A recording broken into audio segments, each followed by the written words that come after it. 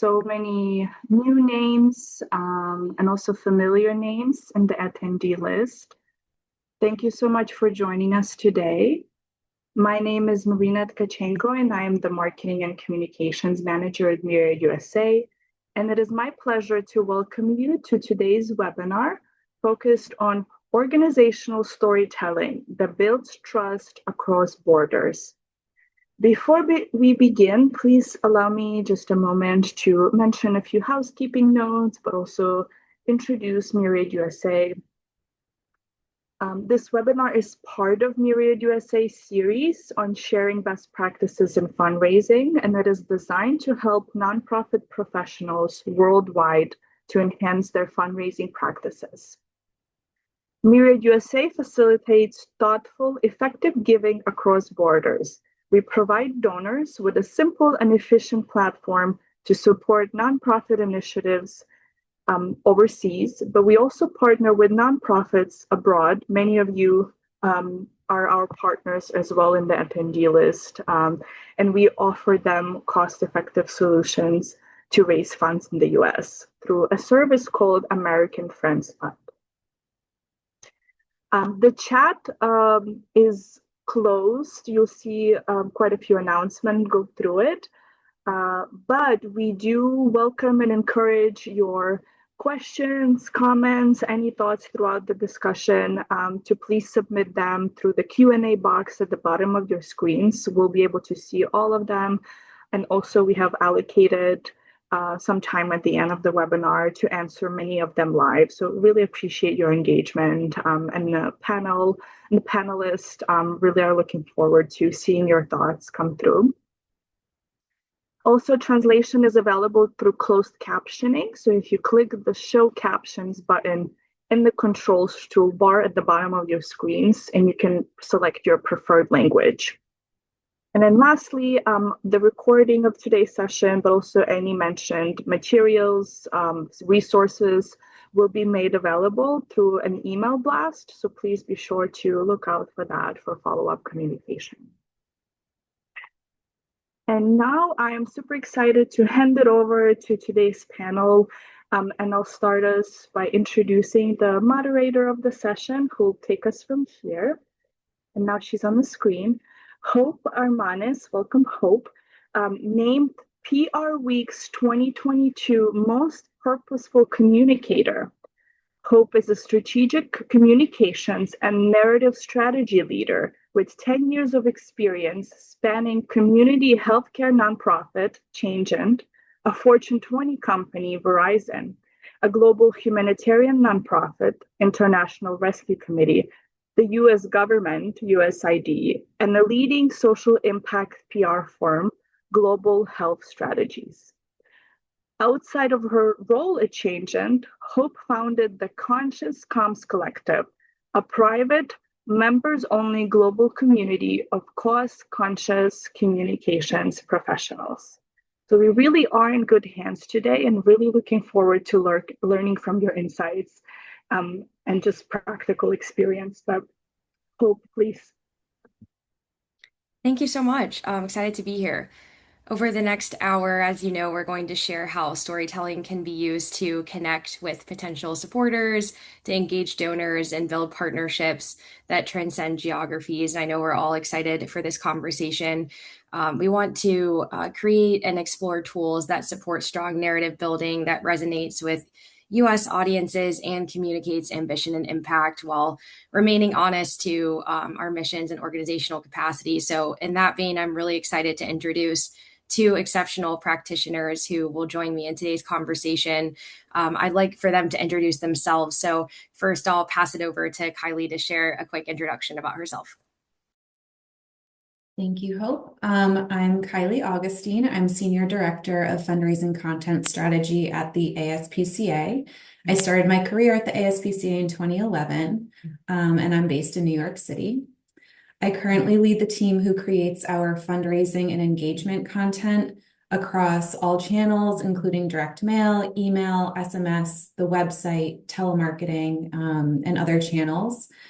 And in addition to development campaigns, I collaborate with teams across the org to amplify other priority initiatives through communications to ASPCA donors, which include corporate partner activations, brand awareness promotions, and recruitment for volunteers, fosters, or adopters.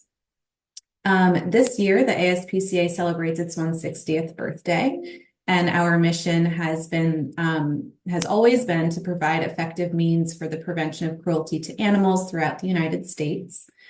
We protect animals nationwide by deploying boots on the ground responders to save the lives of animals in crisis. We leverage our research and expertise in shelter medicine, behavior, and animal care, and share our knowledge with local shelters and rescues across America. And we are leading the charge in making sure every companion animal has access to affordable, equitable veterinary care so they can live happy, healthy lives.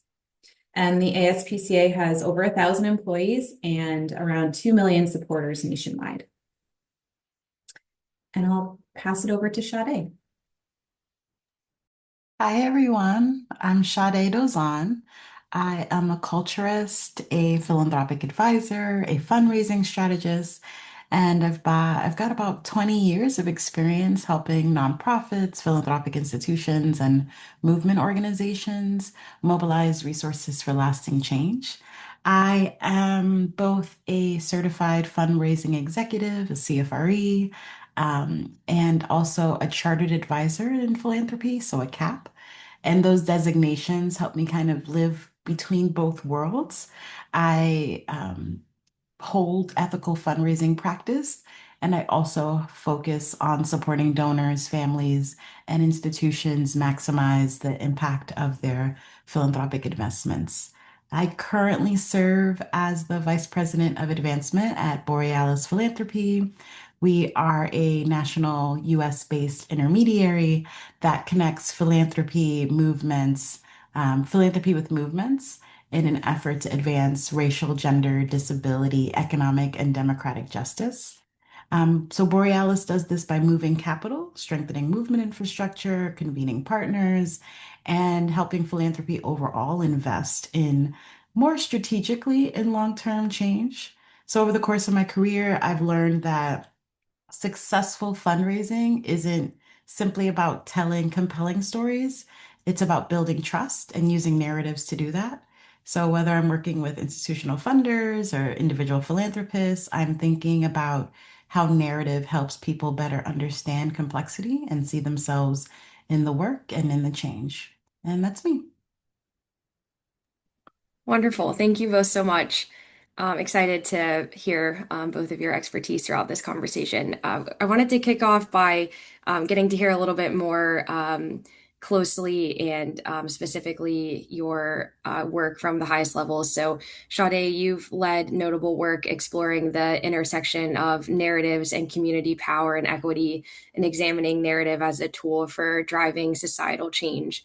I'd love to hear a bit more with in the audience too about what this framing entails, how this influences your approach as a practitioner to developing communications for lots of different audiences. You alluded to it in your introduction. I'm excited to hear more. Thank you. Like I kind of started, storytelling is about helping people understand. So the stories that we tell really influence what people perceive as urgent or legitimate or worthy of long-term investment. And that's especially true when you're thinking about philanthropy and donors. Especially in our social sector, I feel like we sometimes think funding decisions are like purely logical, but we can't pretend as though donations are fully based in rationale. Oftentimes, they're deeply shaped by the stories that people believe about communities, about change, about what's possible. So when I think about communications and in my work, I don't start by asking, what's our message? I actually start by asking, what do people need to understand? What do we need people to leave with? And at Borealis, we're often supporting work that's incredibly complex. Movement infrastructure, democracy, narrative change, community safety, fixing the economy. Those are things that they're not singular truth stories. And it's not going to be something that's easily reduced into a single statistic.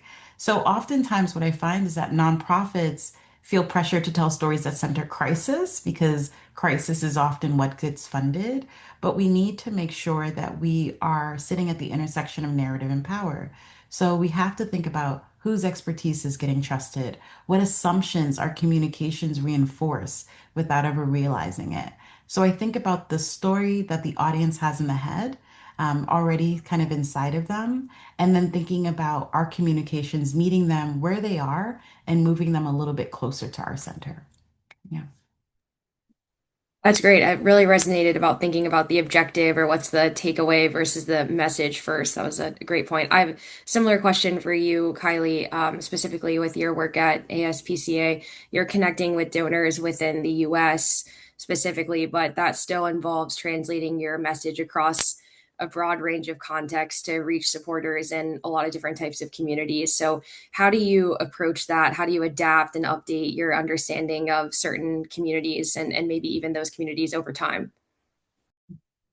So for bigger fundraising campaigns like our Giving Day in April, or Q4 year end, we leverage a singular message across all channels, usually in the form of an animal story. An animal who has been rescued by the ASPCA has gone through our programs and has ultimately been adopted.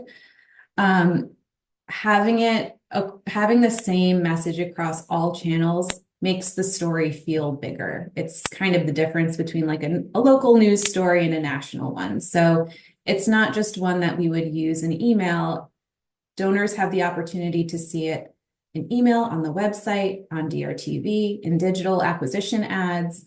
So suddenly one story of an animal being rescued is now on a bigger platform, and giving donors the opportunity to see it in a variety of ways, which amplifies the campaign and the story itself. I find that visuals are also really important to connect people across the country.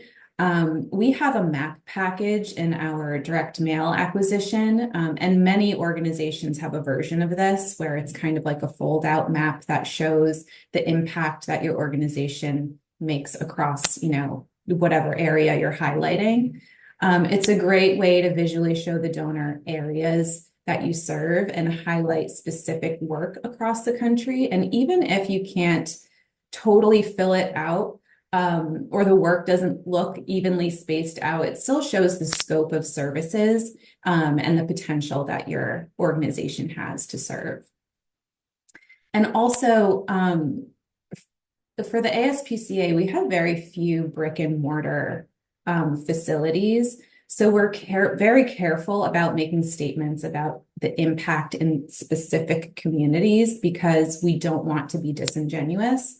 So instead, we focus on the programs that impact animals nationally, like our animal rescue work, animal relocation, our poison control, and lobbying for federal legislation. That's great. Thank you. Yeah, it particularly resonated just how stories now are on so many channels, and one story can be such a larger platform so easily with all the different mediums that we use as fundraisers and communicators. And the visual map too sounds, we've used that in a couple places where I've worked. It's helpful to see all the different contexts, even if you don't understand how they differ, you can see that you're operating in many different areas. I think it might be helpful just based off of both of your comments to understand a little bit more how storytelling and fundraising function within your respective organizations. Like, how do you build that collaboration to make it effective and aligned? Sade, do you want to start? Yeah, I can. So we did something a little interesting at Borealis. We combined our development and communications team under an advancement arc, which isn't uncommon. Sometimes you'll often see the development director who's overseeing communications or vice versa. But we made it a little bit more distinct. So development and communications aren't really separate departments telling different stories. For us, they're kind of translating the same organizational strategy. We work from the same narrative pillars. So each year we get together, we decide what the narrative arc for that year is, and then we figure out the audience segmentation. So whereas communications is speaking often to a broader audience and development is speaking specifically to different types of donors, we think about really centering and moving away from thinking that communications solely exist to support fundraising, but understanding that both departments are in service of trust. So, whereas communications creates the container for understanding and fundraising allows a partnership, a creation of partnership, they're both working in tandem and very, very closely. We have joint meetings, we have a joint calendar, we have joint channels on Slack, and really thinking about the proximity between the two teams to make sure that they're creating a feedback loop so that donors are getting a more holistic story. Um, I really love that about our organizational structure. I think that, yes, they're distinct teams with expertise, but because they're working from the same playbook, we have a level of being able to pivot really quickly. So we're constantly asking, what are we hearing from donors? What are programs seeing emerging? What narratives feel most salient for us? And then we're both working from that overarching narrative. Mhm. Very interesting and helpful. Kylie, over to you. Sure. So storytelling, of course, is essential to our fundraising. And for my team who are not hands-on with the animals, it's important for us to form relationships with the programs that are, and create standard operating practices for sharing stories with us for fundraising purposes. So programs like, at our animal hospital or adoption center or behavioral, or the behaviorists, um, they will know the kind of animal stories to follow because we've clearly communicated to them what works with fundraising. So they'll know the animal stories to follow. They'll know the information that we require for storytelling, including photos and video, information from intake to adoption and the whole, recovery journey in between. And also quotes from direct care workers to provide more of an emotional angle. That's great. Very interesting to hear how you each structure that to make it more collaborative. I think that was a great contextual overview of um, how you all link storytelling and fundraising. I think it would be helpful to drill in a little bit more on the tools you use to represent your organization's mission and impact. So I'll start with you, Kylie. When it comes to storytelling pitfalls that undermine organizations like lopsided power narratives, abstract impact claims, what do you tend to avoid or counsel your teams to be wary of? Is there any approach you've shelved for the time being in your recent activities? So what's working, what isn't in that realm? The biggest thing for us is don't get too into the weeds or lost in internal jargon. At the ASPCA, we have a cruelty recovery center in Ohio, a behavioral rehabilitation center in North Carolina, a recovery and rehabilitation center in upstate New York, an animal recovery center in New York City. And these all focus on specific things and all provide a certain service for these animals, but they all sound the same to the donor. So simply calling them all the ASPCA is the best way to go. Don't let internal structure or politics confuse your donors. Allow them easy access to your work and provide them with like a really basic vocabulary, especially for acquisition or new donors who don't know a ton about your organization. Your supporters are likely not experts in your field, so focus more on building an emotional connection with them rather than getting bogged down with unnecessary details. Yeah, so true. The jargon in this industry can be wild sometimes. So that's a great point.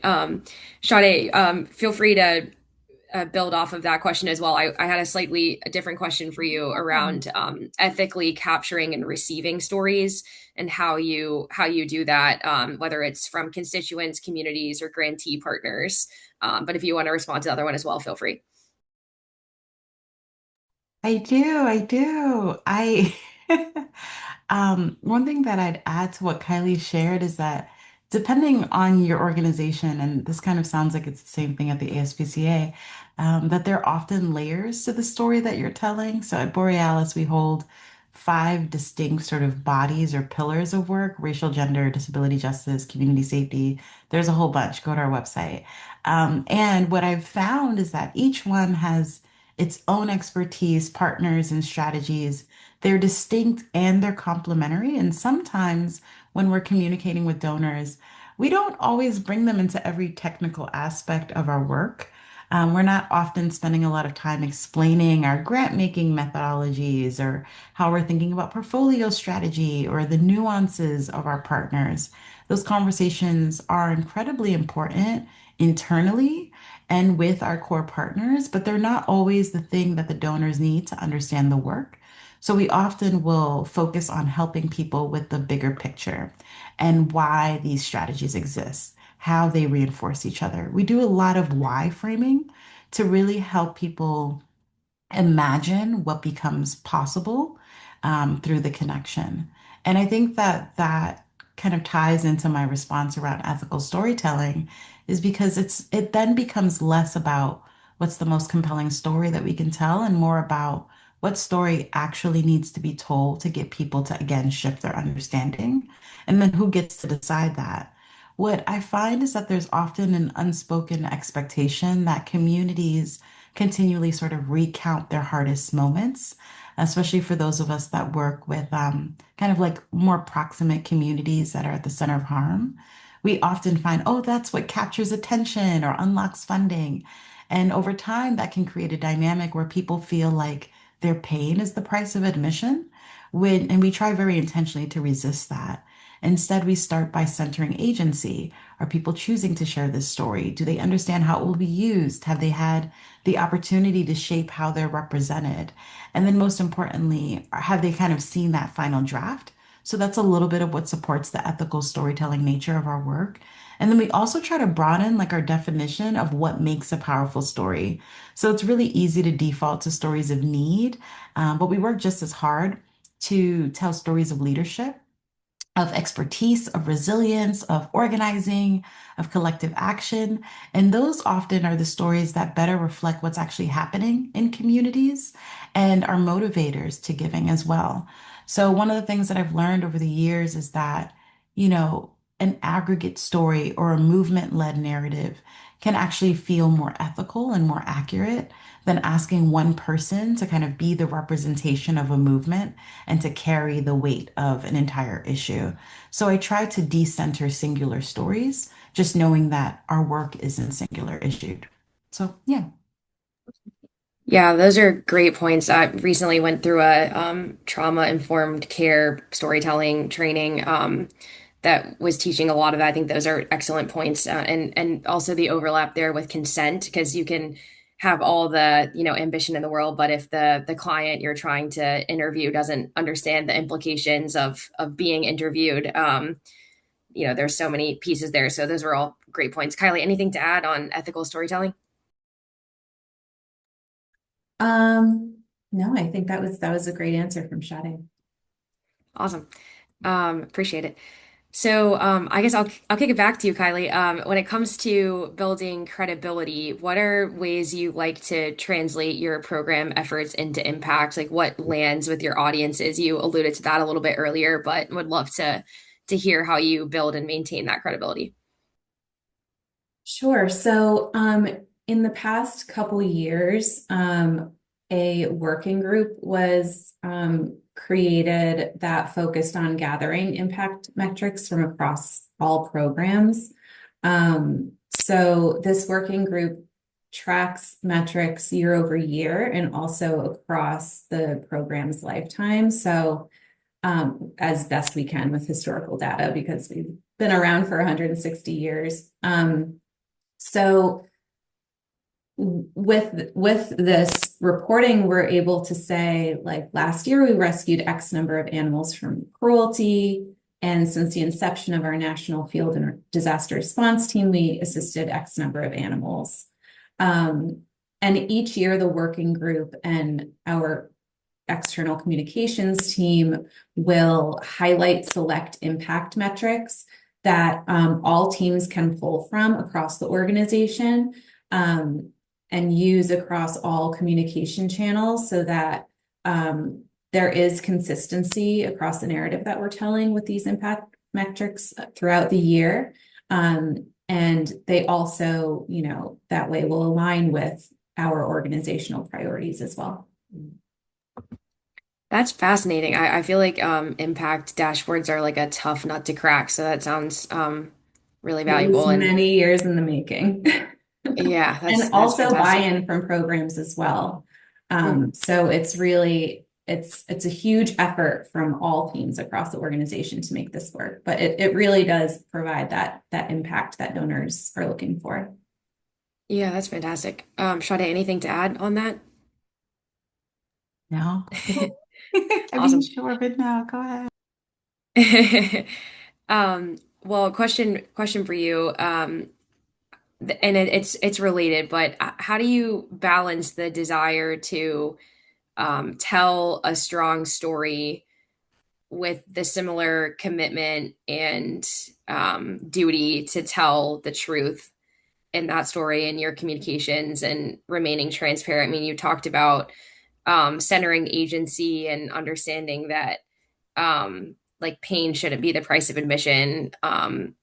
So how do you balance someone sharing something potentially either really difficult where you feel like maybe we're not going to display every element of that, or something challenging where it might be complicated to tell the full truth around that, and how do you kind of create transparency with your donors? Yeah, you saw me skating. I was like, oh no, I'm good. Here I am. Yeah, I think that some of the strongest stories the strongest stories are truthful stories. I found that organizations sometimes can feel like they have to choose between being compelling and being transparent, but it's all about the word choice. And I think that those things aren't really in tension. So at Borealis, I often am like, oh gosh, like if someone left this room hearing this story, like, are they going to understand more deeply or are they going to feel simply inspired? And I'm not always looking for inspiration. Sometimes I'm just looking for someone to understand what we went through. One example that comes to mind, and this one's on our blog. So we made the decision to sunset a racial equity and philanthropy fund. And it was a pretty significant fund of ours, and it wasn't an easy story to tell. We weren't announcing a new initiative with it or celebrating a milestone. We were communicating a strategic shift that involved the closure of a big body of work. And rather than pretending that everything was unchanged, we just decided to explain why we were making the decision, what had changed in the philanthropic landscape, what we believed that our communities needed the most and what they needed next. So then we also committed millions in transition grants and we wanted our actions to reflect our values, not just our messaging. So I think it's also making sure that your organization is operating at that high level of ethical sort of like work so that you can tell a good story about it too.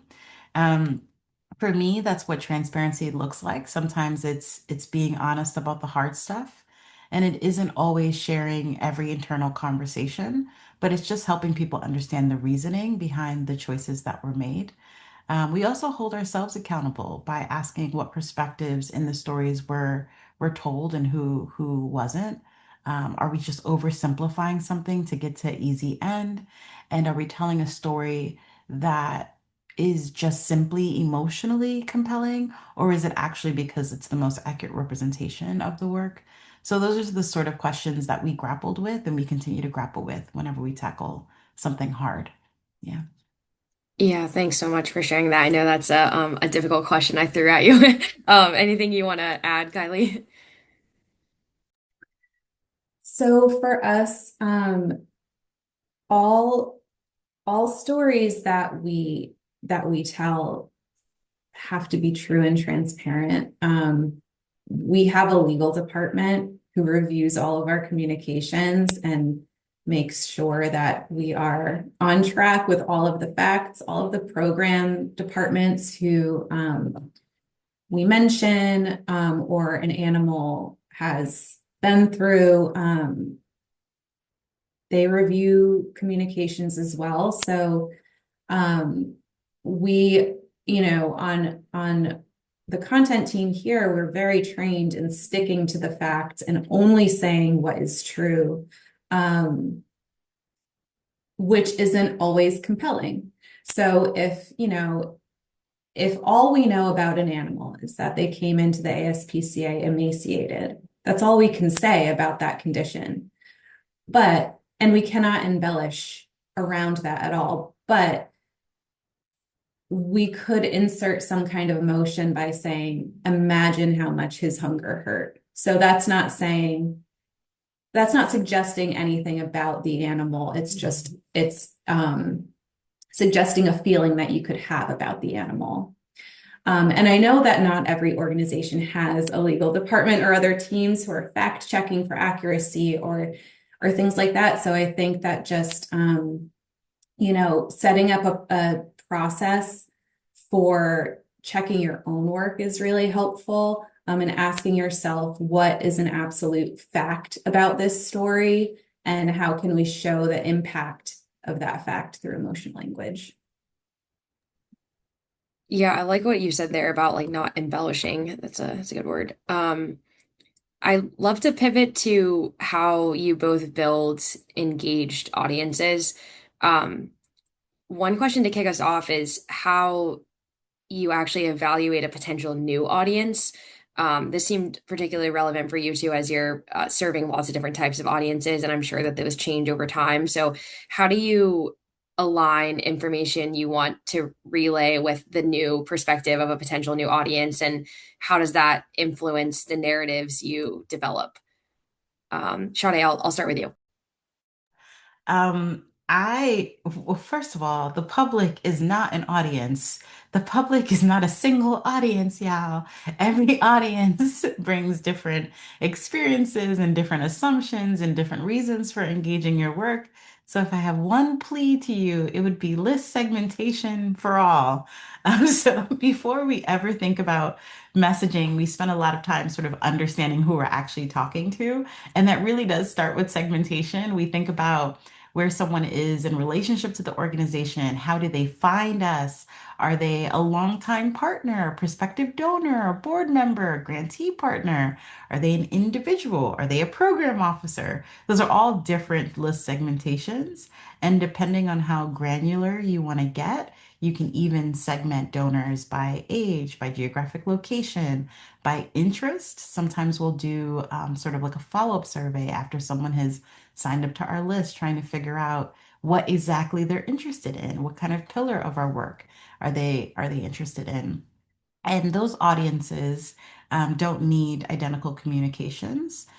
They should all experience the same values and organizational voice. But I think about what we do is like a temperature check. Sometimes that's qualitative, like having conversations with folks on our list, like a small segment to just reach out and see what is interesting to them, what kind of motivates them. And then sometimes it's just looking at the data. Which stories are people spending time with? How long are they spending time on our site? How long are they are they reopening emails after it's sent? What are they forwarding? What questions are they asking after a meeting? All of that falls under the sort of like aggregate data. And we also pay attention to the sort of like full communication journey. So yes, open rates and click-throughs are really helpful, but they only kind of tell one part of the picture. So we're thinking about like which audience segments are engaging more consistently over time, and then comparing that segmentation with another one and figuring out how the stories are distinct and the entry points of each individual on the list. Are people moving from awareness to action? Are they clicking donate? Are they signing up for a petition? Like, what are they doing as part of that engagement work? And then, really curious around when we think about the more intimate communication strategies. So, not the large scale sort of like MailChimp pushes, but when we think about the one-on-one individual communication strategies, are they then asking sort of more strategic questions after engaging with a piece of content? After you send them the report, do they have follow-ups, those things? So yeah, I think that that's it. I would say overall, success for us isn't necessarily measured by what we publish. We try to measure it based off of someone else's understanding and whether or not they're moving towards deeper alignment after engaging with our content. That's very helpful. I'd love to ask a follow-up to that. What do you do when that's not working? Like when you feel like it's hard to sustain their interest or commitment, or they're not clicking, or they're not asking a follow-up. Yeah. Yeah, our advancement team meetings, our development and communications team meetings are filled with questions. We don't just kind of like we don't assume like, oh, they just didn't get it. Like that's actually like, when someone unsubscribes or says, I don't understand or I disagree, it's actually quite valuable feedback. So we often ask ourselves, like, is it the message? Is it the messenger? Is it the medium? Should this be a video? Like these are kind of the things that we ask. And sometimes the narrative is right, but we may have introduced it before people have had enough context. So as we think about the series, like the series of emails that they receive, like what our 1, 2, 3 is, are we taking them along a journey that's engaging, that actually has enough lead time before we either one, make a big ask, or two, like give them some subject that's really hard to digest. So thinking about the journey. And we also build a lot of feedback loops in. We think about, yeah, again, like engagement rate, conversions, event attendance, yes. But we also think about what questions folks are asking, whether they being resistant to, what are they repeating back to us or not. And if we see a pattern, then, we don't necessarily go and rewrite the entire story, but we think about the entry points for each audience. I also tell my team a lot, like, don't confuse clarity with agreement. Like, just because you're really clear on the message and someone else is really clear on how they feel about the message doesn't necessarily mean that they agree with it or that they're moved to action. And sometimes people just disagree, and actually, that's okay. Our responsibility is to make sure that we are communicating clearly, and we can't expect every audience to arrive to the same conclusion. But we do try to test, again, test for understanding, look at the data, look at the comments, and look at the way people are engaging with us and go from there. Yeah. Very helpful. Kylie, so same kind of two-parter question for you. When you're evaluating a potential new audience, how do you factor that into the narratives you develop? And then when it's not working, what do you do?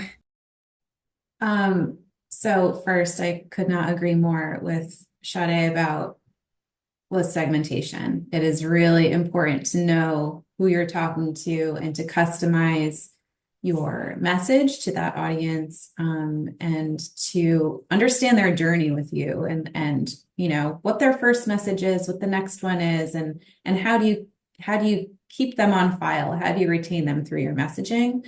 And the answer to that is testing. Lots and lots of testing, especially with brand new acquisition audiences. We have a really robust direct mail acquisition program. And we invest in continuously testing messages and packages, and just to see what resonates.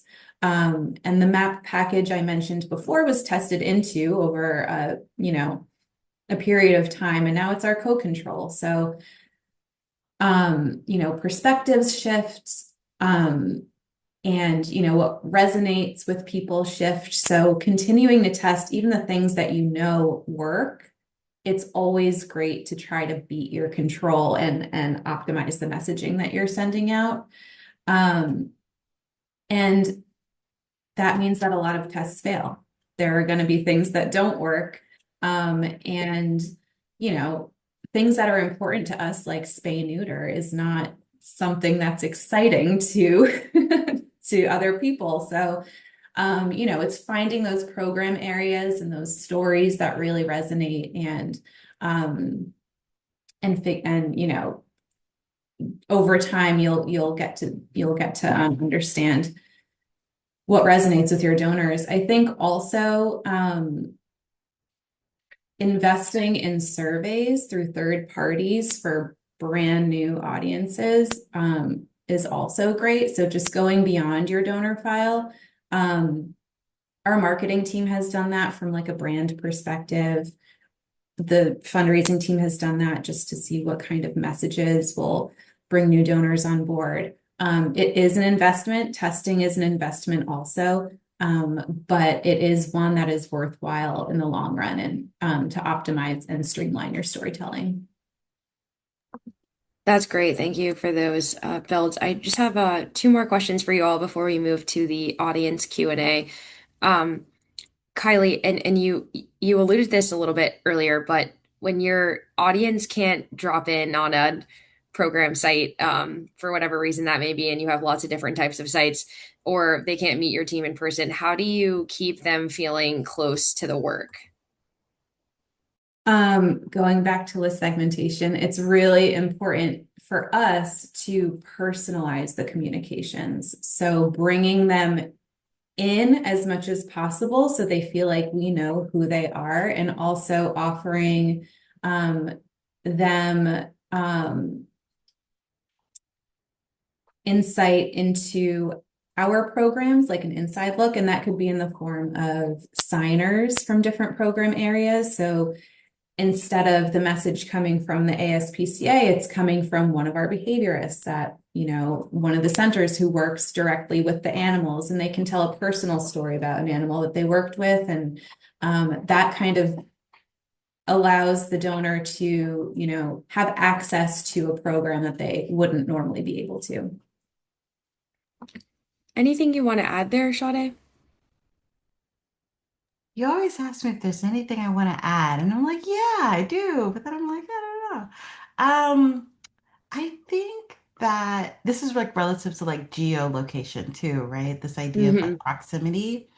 I don't know. I feel like we are in such a different world than we were 5 years ago from communication standpoint. And physical distance isn't often what like creates disconnection. I find that it's really about like an information distance, and oftentimes audiences have different levels of intimacy that they want with their information. I find this is especially relevant from a when we break folks down by age range. We find that different generations engage with data in a different way, and what they desire in proximity, even if they can't visit a physical site, varies. The amount of trust. Like some folks are like, we want statistics, we want to know where our dollars went exactly. And then some folks are more curious around sort of the inside workings of like visually showing the work on the ground, and more photo oriented versus statistic based. So I feel like, again, testing segmentation, figure out what works best and what resonates with folks. But I find that oftentimes, if we articulate what we're seeing and what we're learning and what we're wrestling with, it brings folks closer to the work, even if the physical proximity isn't there. That's very helpful. My last question is for you again, Sade. You mentioned earlier the importance of not every donor needs to know every bit of information. Just in this section where we're talking about audiences, and to wrap it up, could you expand on that a bit, like how you figure out who really needs to know what, especially in terms of like setbacks or course corrections or maybe challenges you're facing as an organization? Yes. Yeah, I know I sound so hippy dippy. I'm like, we're talking about trust. We're talking about, but it is true. I don't think that avoiding difficult conversations helps build trust. Like I think that again, like sterile comms always concerns me. I'm always like, oh, everything is perfect and everything is great. I'm so concerned about that.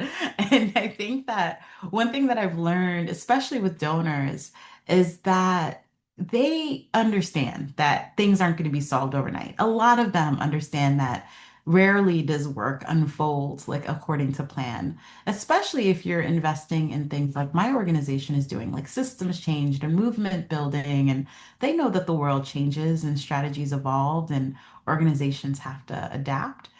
So I think, tell them that, be thoughtful, have clear leadership, honest communication. One example that I'm really proud of is our most recent annual report. It definitely celebrates the incredible work of all of our partners. And it doesn't really, but it also doesn't like shy away from the reality of the moment that we're navigating. We talk pretty openly about how everything that's happening in this world is impacting our organization. And we talk about how a lot of those realities forced us to evolve. And we were invited to evolution. And we talk about how that shift from our fund structure or our pillar structure um, really sort of like the impact that it had on our organization, not just because it made for a better story, like not because like the complexity was intriguing, but because we realized that our communities don't experience issues in silos and our strategy really needed to reflect that reality. So we explained not just reporting on what changed, but the why, helping people understand why our work evolved and what we were learning along the way and what we were wrestling with. And what we found was by centering those questions or those guiding statements that helped inform the work, it helped us kind of be in a different type of relationship with our audience.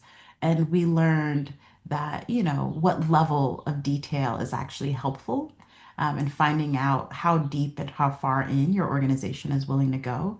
And some audiences, like some funders, really want to dive deeply into strategy and risk work, and they want to talk about adapting in real time. But others, and a lot of them, are mostly just looking for high level updates that reassure them that the organization's leadership is listening and learning and stewarding their investments responsibly. So we think about less about communicating everything to everyone and more about ensuring like everything is right sized. Yeah. Thanks so much for that. We're going to move to the audience Q&A. There's a lot of great questions in here, so thank you all so much for submitting them.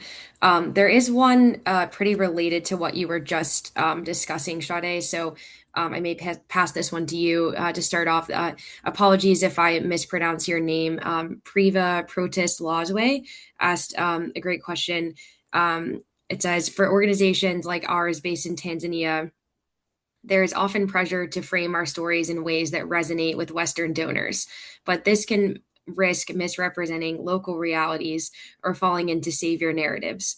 How do we strike the right balance between making our stories accessible to US audiences and staying true to the voice, agency, and dignity of the communities we serve? First And of all, there's a small build there in case this informs your response. You mentioned discussing both successes and setbacks with donors in ways that build rather than damage trust. In practice, how should an organization communicate a program failure or a funding gap to a US based donor board, particularly when leadership and operations are entirely based abroad and their relationship is already built at a distance? So you talked a lot about communicating to donors about setbacks. This is a pretty specific example when you talk about storytelling across borders. So would love to hear what you think. yeah, I can do short answer, long answer. So short answer is don't change your truth to earn trust. Just explain your thinking so that people can trust your judgment. Like that's like the very clear, concise way I would name it. I think that that's a tension that a lot of organizations feel, both Western ones as well. I think that I would challenge the assumption around accessibility requires changing. I don't think that that's the case. I think that you don't necessarily have to like make your story more Western. It's around the context of understanding. So a US donor may not actually understand the political context. They may not understand local organizations, or they may not understand sort of why a particular strategy makes sense. But that doesn't mean that you as an organization should reshape its work into that savior narrative. It means that we have a responsibility to provide enough context for someone to understand why local leaders are making the decisions that they're making. So it's kind of the difference between like translation and transformation. Translation helps someone understand your reality, but transformation changes your reality to fit someone else's expectation. And I don't want you to cross that line. I think that the same principle applies when you're communicating setbacks or course corrections to the same like US donor audience. Again, like I don't think that donors lose trust because something didn't go according to plan. They lose trust when they don't understand what happened and feel like they're not being informed along the way. And that information, if it feels like it's being withheld, is actually the biggest trust breaker. So I would just think about sort of like four parts. So here's what changed, here's why it changed, here's what we learned, and here's what we're doing next. And following that sort of framework helps shift it from like defending failure to demonstrating like a thoughtful leadership pattern. And that is really what many donors are investing in is thoughtful leadership. So I would start there. Don't change your voice to expand the audience. Yeah. Thanks so much. Kylie, I think this audience question might be great for you. This is from an anonymous attendee, and it says, "Thank you so much for sharing your valuable insights. I've been working with an NGO in another country for about 15 years, and recently we established a US entity and have started expanding our work there. Since we're essentially starting from scratch without an existing network, I'd love to ask for your advice. For example, where would you recommend we begin if we want to raise awareness of our activities and events and gradually build a strong donor base? What would you prioritize in the early stages?" I feel that with ASPCA being, I think you said 160 years old, like you all have built a broad swath of a network, and kind of how did you do that? What did you do in the beginning and how do you sustain that now? It's constantly evolving, and at the ASPCA, just within the past 3 years, we've created a marketing team. So they are now really focused on branding and encouraging new people to understand and recognize the ASPCA as the leader in animal welfare in the US. Um, you know, right now, I feel like that branding is all happening online. So social media is a really good place to invest to amplify your message and to reach a very wide audience, and especially like the younger kind of audience that you want to get on board to stay with you for a while. So again, it kind of comes down to an investment. Um, and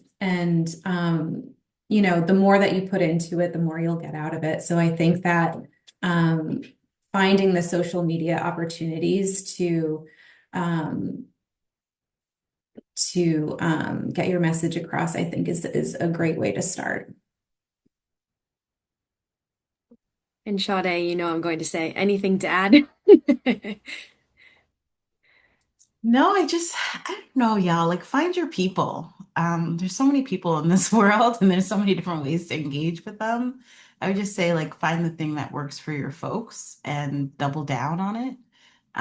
Some people like really don't do like I'm thinking about like some folks are like listserv folks, and that's like where they live, and some folks are like again, like Kylie's point is like everyone like their folks are very much so online, and that's kind of like where their brand is, and so just like find your people and grow that audience and test along the way and sometimes experiment with them and then see if they're willing to go with you that way and go from there.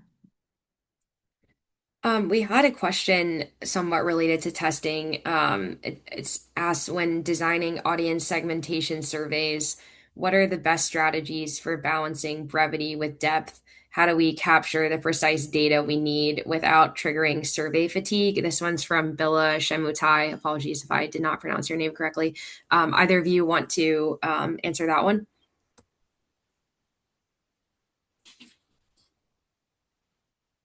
You go Sorry, ahead, my Kylie. dog's Yeah, having no, go zoomies right ahead, go now. ahead. Sade, if you could take it away. Yeah, I was gonna say, well, please do not start with 20 questions because like we'll not answer those 20 questions. And I find that surveys are a hard sell for most listservs. Like only the most engaged will really do them. I find that when I see an email that's like, this will only take 3 minutes, and then I see 20 questions, I'm like, why?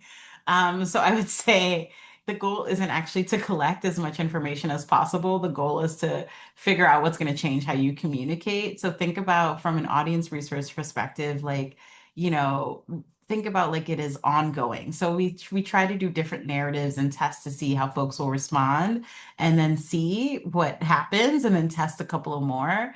So, there are only a couple of things you need to ask once, right? Like, who is this person? What's their role? What issue are they interested in? Those are things that might happen once they sign up. How often do they want to hear from you is also a really good one. And those are going to become part of like your baseline CRM list segmentation. And then there are questions that are much more dynamic that you just kind of like are observing, like why are they engaging with you today, like what information would actually be helpful to them over the next few months. It would be great if you could get really explicit answers to that. Those are questions that I would maybe prioritize in a shorter pulse survey, like something you just send out, just literally saying like this is one question we have. But your engagement data overall is telling a story. It tells what people are clicking, what webinars they're attending, what stories they're spending time with, and all of that is information that you should be observing. And those behaviors tell you just as much, or if not more, than a survey does. So don't rely. I know it wasn't about surveys explicitly, but I'm on that thread as we think about the depth of it. I think, think about if you could even pull people, like random people, see if you can get 5 folks to do a sort of like focus group with you or individual sort of interview with you, then you'd get a pretty good understanding of where the rest of your list is. And that'll teach you more than like 500 survey responses. So, yeah. Anything to add there, Kylie? No, I absolutely agree. And a lot of times survey responses don't match the behavior. So for instance, a donor might say that they really don't like our very sad commercials that we have on TV, but they perform really well. People are seeing those and giving to them. So it's the behavior that you have to watch for versus the responses that you get. And oftentimes we do send out surveys, not necessarily to collect information, but to use it as an engagement tactic so that the donor does feel connected and they feel like they are, connected to the organization and that we are hearing them. That's really helpful. There are a couple questions. I think we have time for one more, if we can keep it brief. There were quite a few questions related to the same theme. And maybe this is a good one for Sade, related to storytelling when maybe some of the impact is more abstract or can feel a little bit more theoretical, or where the impact is maybe like a lower level of like of numbers. For example, like maybe it's not impacting millions, it's impacting hundreds. And how do you still show donors that like the impact is incredibly meaningful, even if it's not maybe as jazzy on paper? We had a couple questions related to that theme. Yeah, that's the world I live in because I live in movement world, systems world, advocacy world. It's slow moving work and it's not always like, the cutest to talk about. I think that we have unintentionally taught ourselves to equate significance with scale. I think that's what really like hangs us up in our sort of world. Like we often get excited about numbers, how many people, how many dollars, how many communities, and a lot of the work happens kind of before those numbers become visible. So instead of saying like, how many people did we reach and articulate that, maybe it's what became possible because this happened. We talk a lot about audience imagination when donors are with you in particular, like when they can imagine the world that you're building, they're more likely to go along with it, less to think about it as like a catalytic impact. So think about it as catalytic impact instead of cumulative impact. So we often will spend time helping folks understand where a particular effort sits in like the long arc of change, like what we're working towards. So it's less about like a specific quarterly headline and more about, hey, remember we told you like 3 months ago, democracy is a verb. Here are some of the actions that we've taken. Like those kind of callbacks to things are also really helpful. Context is super important. So instead of sort of like if you do have to center the numbers, explain why those numbers matter. So like maybe 20 organizations or 20 partners don't sound large until you realize that you're the only one doing that work in that specific region. So lean into what makes you special or unique in the context of why it's important. And that is what you lead with versus like 100 leaders served. Very helpful. Thank you both so much. This was such a wonderful conversation. I'm going to pass it over to Myriad USA. Thank you so much, Hope, Kylie, and Sade. We really appreciated having you today. And as we saw, the Q&A box was really active. And I know I apologize to all of the attendees. We didn't get to go through all of your questions, but I hope what we went through was super helpful and practical. And if you have any additional follow-up questions, or if your question wasn't answered and you would like to continue the conversation, please be sure to reach out to my email. I think it's dropped in the chat, marina@myriadusa.org, and I'll be sure to continue the conversation. But yeah, thank you again, everyone, for attending. We do have, speaking of surveys, just a really quick, I believe 4-question survey at the end once you're done, just to get a sense of any other topic ideas you would like us to hold webinars on, but also any comments to the panel as well. I'm sure they would like to hear your thoughts on what worked and what additional topics from this bigger topic you would like to explore. But now I'm happy to let you go to continue your day or evening. Thank you again, everyone. Really appreciated your enthusiasm. Till next time. Thank you.